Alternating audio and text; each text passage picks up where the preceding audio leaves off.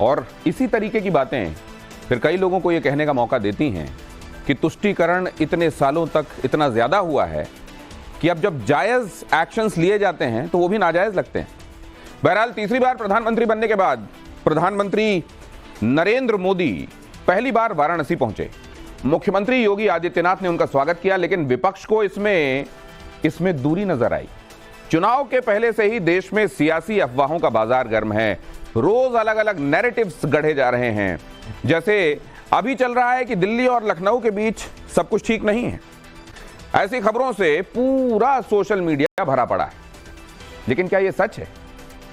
सच क्या है? आखिर गोरखपुर जाकर भी आरएसएस चीफ मोहन भागवत योगी से क्यों नहीं मिले? काशी में मोदी और योगी के बीच में क्या स्ट्रैटेजी बनी? सब कुछ इस रिपोर्ट में। विपक्ष का नैरेटिव नंबर 1, मोदी योगी में सब ठीक नहीं है।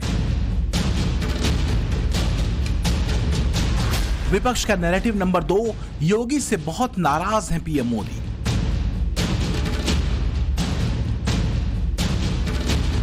विपक्ष का नैरेटिव नंबर 3, आरएसएस और बीजेपी में दूरी बढ़ गई है।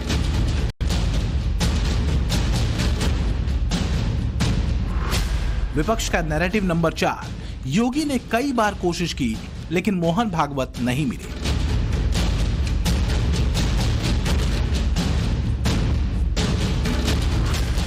विपक्ष का नैरेटिव नंबर 5, चुनाव के बाद बीजेपी आरएसएस में अनबन बहुत बढ़ गई।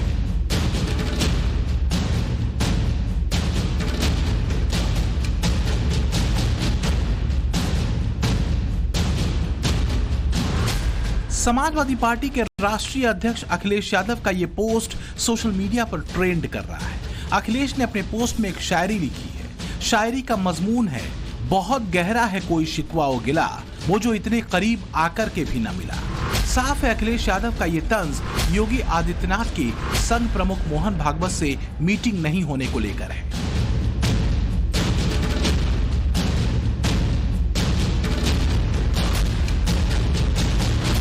यूपी के मुख्यमंत्री योगी आदित्यनाथ और आरएसएस चीफ मोहन भागवत के बीच मुलाकात हुई या नहीं हुई। खबर आई कि दोनों मिलने वाले हैं। फिर खबर आई कि योगी मोहन भागवत से मिलने गोरखपुर पहुंच गए हैं। फिर खबर आई कि योगी ने कई बार मिलने की अर्जी भिजवाई, लेकिन आरएसएस चीफ मोहन भागवत योगी से नहीं मिले।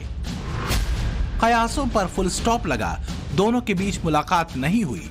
दोनों गोरखपुर में थे, एक दूसरे से सिर्फ 12 किलोमीटर की दूरी पर थे, लेकिन दोनों नहीं मिले। योगी के शहर में रहते हुए भी आरएसएस चीफ मोहन भागवत नहीं मिले। विपक्ष को मौका मिल गया। एक साथ कई तरह के सवाल खड़े हो गए। सवाल ये उठे कि क्या लोकसभा चुनाव के नतीजे आने के बाद बीजेपी आरएसएस के बीच सब कुछ ठीक नहीं है? आरएसएस चीफ 5 दिनों के गोरखपुर प्रवास पर थे। गुजरे शनिवार को मुख्यमंत्री योगी भी गोरखपुर पहुंच गए थे। 2 दिन तक गोरखपुर में रहे, लेकिन दोनों नहीं मिले। इसे लेकर विपक्ष ये नैरेटिव सेट करने में लगा है कि लोकसभा चुनाव में सीटें कम होने के बाद संघ और बीजेपी में सब कुछ ठीक नहीं चल रहा। इस पूरे एपिसोड का सच क्या है, इसे जान लेते हैं। दावे किए गए कि सीएम योगी और आरएसएस प्रमुख मोहन भागवत के बीच गुप्त मुलाकात हुई। इस मुलाकात में दोनों के बीच करीब 30 मिनट तक बात हुई, लेकिन ये बात 100% झूठ है। गोरखपुर में संघ प्रमुख और सीएम योगी के बीच कोई मुलाकात नहीं हुई। हालांकि सूत्र ये जरूर दावा करते हैं कि दोनों के बीच फोन पर बात हुई। रही बात मुलाकात की, तो इसलिए नहीं हुई कि इसका एक गलत मैसेज आता। दोनों की इस मुलाकात का अलग अलग सियासी मायने तलाशे जाते। अब इस पोस्ट को देखिए। इसे आम आदमी पार्टी के राज्यसभा सांसद संजय सिंह ने शेयर किया है। संजय सिंह ने इसमें प्रधानमंत्री नरेंद्र मोदी के वाराणसी दौरे का वीडियो भी शेयर किया है। वीडियो में एक ही फ्रेम में नरेंद्र मोदी और योगी आदित्यनाथ दिख रहे हैं।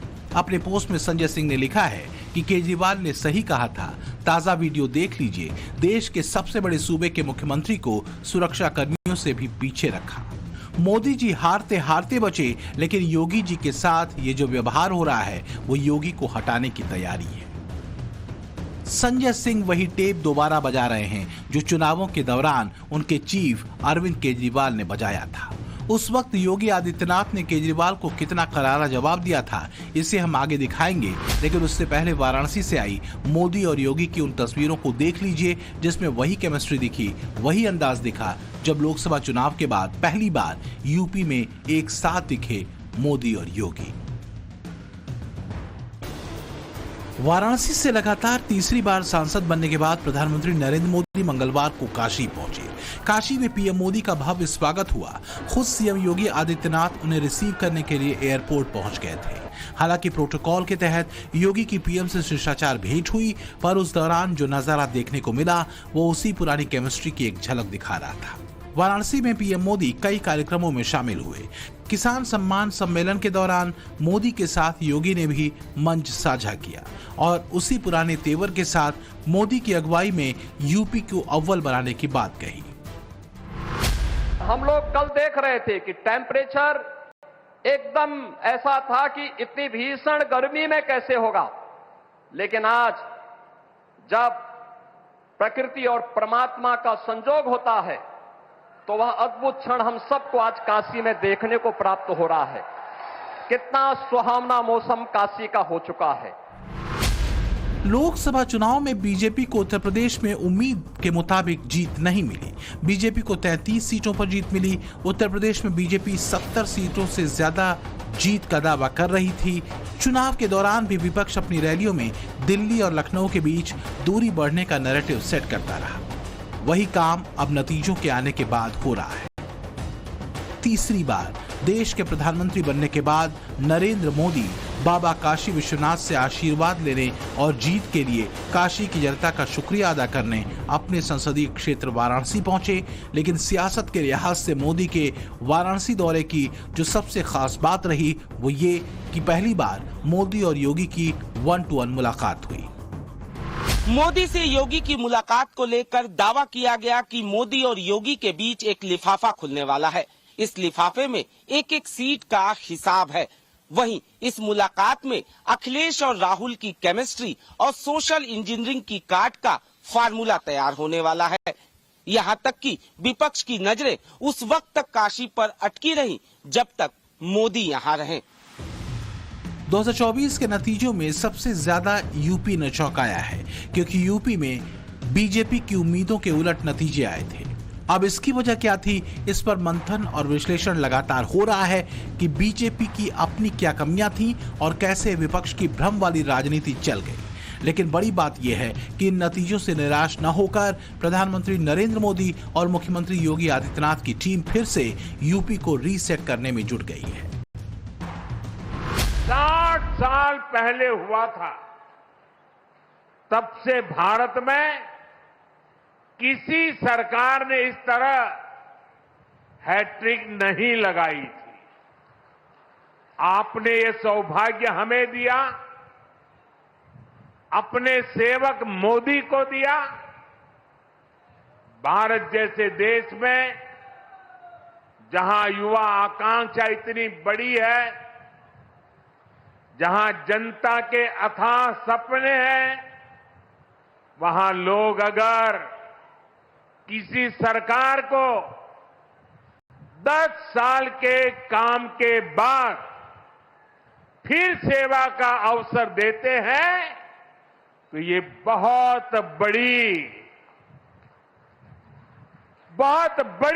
विक्ट्री है, बहुत बड़ा विजय है और बहुत बड़ा विश्वास है। आपका ये विश्वास मेरी बहुत बड़ी पूंजी है। प्रधानमंत्री नरेंद्र मोदी चुनाव नतीजों के बाद जब पहली बार यूपी गए तो उन्होंने फिर कहा कि 2024 की जीत मामूली नहीं है। जहां तक यूपी की बात है तो जो चैलेंज आए हैं उनसे निपटने के लिए मोदी योगी की जोड़ी फिर से तैयार है। वाराणसी में एक मंच पर मोदी योगी की जोड़ी और उनकी केमिस्ट्री ने संकेत दे दिए हैं कि यूपी में आगे की लड़ाई के लिए वो फिर से तैयार हो चुके हैं और ये केमिस्ट्री विपक्ष के लिए खतरे की घंटी है। काशी पहुंचे मोदी मंगलवार रात औचक निरीक्षण पर निकले। इस दौरान पीएम मोदी देर रात सिगरा स्टेडियम पहुंचे, वहां इंडोर स्पोर्ट्स कॉम्प्लेक्स का जायजा लिया। उस वक्त भी योगी मोदी के साथ थे। वैसे इससे पहले मोदी से योगी की मुलाकात 2 बार हो चुकी थी, एक शपथ ग्रहण के दौरान और दूसरी ग्रहण से पहले पुराने संसद भवन के सेंट्रल हॉल में। उस वक्त भी मोदी और योगी के बीच हुई इस मुलाकात के कई मायने निकाले जा रहे थे, लेकिन मोदी और योगी की मुलाकात काफी गर्मजोशी भरी रही। फूलों का गुलदस्ता लेकर योगी मोदी के पास पहुंचे। मोदी ने योगी का अभिवादन स्वीकार किया, योगी के कंधे पर 2 बार जोर की थपकी दी और मोदी ने योगी का कंधा थपथपाकर विपक्षी दलों को बड़ा संदेश दिया। यूपी विधानसभा चुनाव 2027 में चुनाव होने में अभी 3 साल का समय बचा है और योगी डैमेज कंट्रोल कैसे करते हैं ये किसी से छिपा नहीं। साथ ही पूरे चुनाव मोदी और योगी की जोड़ी कैसे विपक्ष के निशाने पर रही है ये भी पूरा देश देख चुका है, सुन चुका है। अरविंद केजरीवाल जब जमानत पर तिहाड़ से लौटे तो पहले ही की तरह उनके निशाने पर प्रधानमंत्री मोदी रहे, लेकिन सभाओं का सिलसिला आगे बढ़ा तो उनके निशाने पर मोदी के साथ साथ योगी भी आ गए। केजरीवाल ने यहां तक बोल दिया कि अगर फिर से मोदी सरकार बनती है तो मोदी 2 महीने के अंदर यूपी के सीएम को बदल देंगे, यानी फिर योगी आदित्यनाथ मुख्यमंत्री नहीं रहेंगे। तब योगी ने केजरीवाल को अपने ही अंदाज में जवाब दिया था, अगर ये चुनाव जीत गए मेरे से लिखवा लो 2 महीने के अंदर उत्तर प्रदेश का मुख्यमंत्री बदल देंगे ये लोग। योगी आदित्यनाथ की राजनीति खत्म करेंगे, उनको भी निपटा देंगे ये लोग। मैं तो एक योगी हूं। मेरे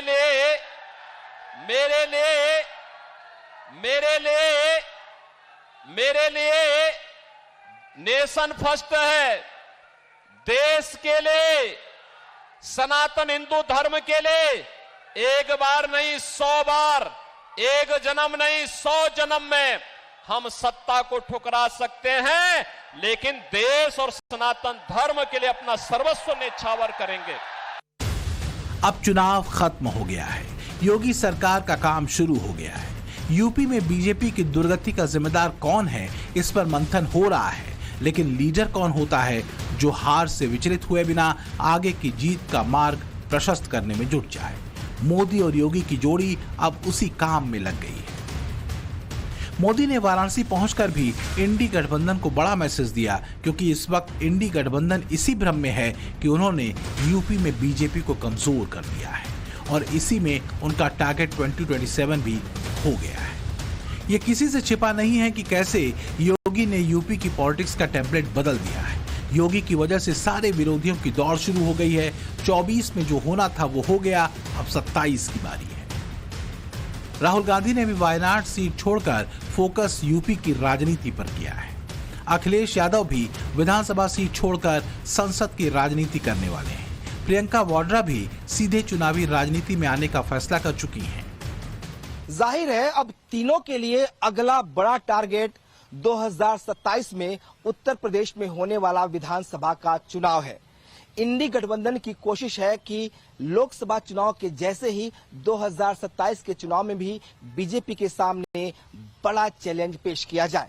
लेकिन सबसे बड़ा सवाल यह है कि लोकसभा चुनाव जीतने के बाद जिस तरीके से प्रधानमंत्री नरेंद्र मोदी ने पहला दौरा यूपी का किया है, कहीं ये पीएम मोदी का यूपी से जुड़ा कोई फॉरवर्ड प्लान का ट्रेलर तो नहीं है। चुनावी नतीजों के बाद पीएम मोदी ने जिस पहले राज्य का दौरा किया वो यूपी है।